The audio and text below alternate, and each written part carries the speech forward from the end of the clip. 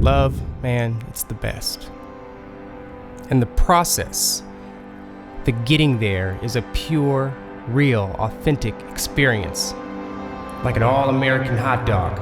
Love is like that one brick wall standing tall and regal on the front side of a house wrapped in aluminum siding.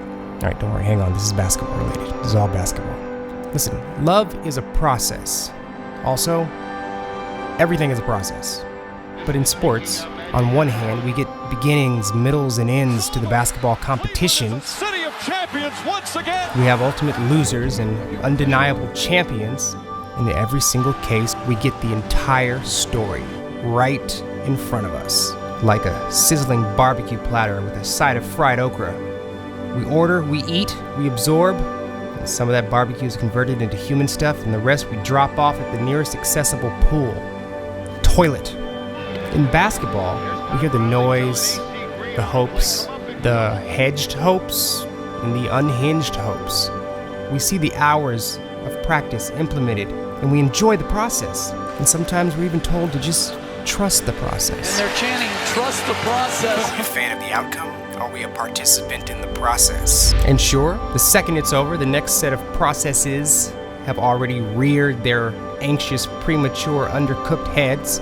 But when it is all wrapped, we get a full-blown, reflectable process. Now, if we go one screen deeper, this direct, logical set of rules cease to exist, like the laws of physics in a sweaty, hoagie-induced dream. For these shiny bald heads and these elderly, irritable curmudgeons, even for this oblivious, do you want to hear about me being a Celtics fan, sieve of a personality? Well, I'm looking at it from my vantage point, all right, so I'm in Boston in the early 90s. These folks are not bound to living any process out, any opinion, any provocation, all the predictions. They are not nailed to anyone's forehead. Is it all over? They are not stuck to a single storyline. Well, I believe it is. There is no website. There is no book. There is no government agency with their stats. There's no all-time efficiency rating for all the predictions they've gotten wrong. Some of these guys are even able to slip out of a freaking guarantee. A guarantee. I grew up knowing what a guarantee was. I guarantee it. These guys suffer from two syndromes here. A cascading array of reasonable retroactive reasoning. This is when, after the fact, you explain what you really meant and why you're not wrong about the thing you were just wrong about.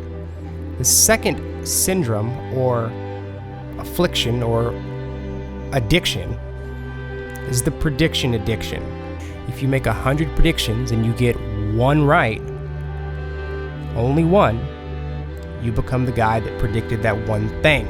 You definitely don't get stung with the 99 things you egregiously missed. Okay, all that to make one very simple, slightly related point. There's this phrase, and it just started bothering me the other day. And it's bothered me for a particular reason. This concept, this phrase, it's never been allowed to advance or grow or continue down its natural process. Here it is. They fell in love with the three ball. Fell in love with the three. They fell in love with the three ball. Yeah, that's it. Now say it with me. Fell in love with the three. Listen, this term has been wrapped around anyone who decides to chuck up an irregular amount of threes, only to fail when it counts. Almost certainly, this label is used as a pejorative, an insult. But if we follow the logic here, falling in love with this three, the three ends up being the basketball equivalent to Medusa. Or to step away from mythology, it's like that hometown hoe you didn't know was a hoe, and you caught feelings for, only to be burned. Yes, and yes. Yeah, according to all these guys, who fling this phrase across the forehead of some gullible small forward. But wait, times have changed, and this needs to be addressed. You must recognize that a few brave souls have tamed the unruly she-beast. A handful of players have pulled her close, cleaned her up, and even brought her home for Thanksgiving. We have actual, confirmable, reality-based, historical, unaltered video evidence that at least one noble man has fallen for the three, fell in love with the three, and stayed in love with the three, and maintained a healthy, fruitful, long-term, long-distance relationship. The phrase "he fell in love" implies that the circle is incomplete, that the love is unrequited. It lands as a warning with dire inevitability. These are the consequences in choosing that shot to pursue. But one man has not just fallen in love, he is in love. Because when a man finds his shot, no man can take that away. He is in love. You see, falling is just the first step of a successful or unsuccessful process, but the process must continue. And for everyone who acknowledges the typical disastrous step one must raise their heads and recognize the true love one man has found in the three, it's time for us as sports, as a society.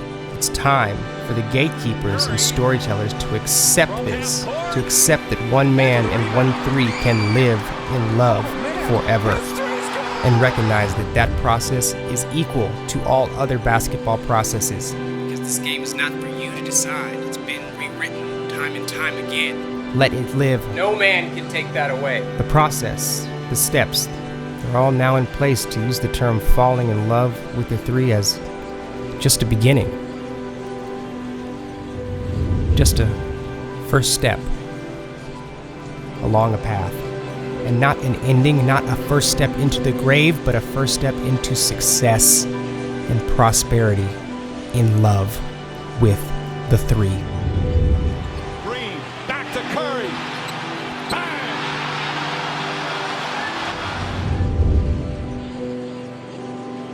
This is the NBA Storyteller. Please subscribe. Come on. Please subscribe. Like. Come on, guys. Let's do it. Let's get to 1,000. Let's do it. Let's get to 1,000 by Christmas. Not this Christmas, but Argentine Christmas. That's next week.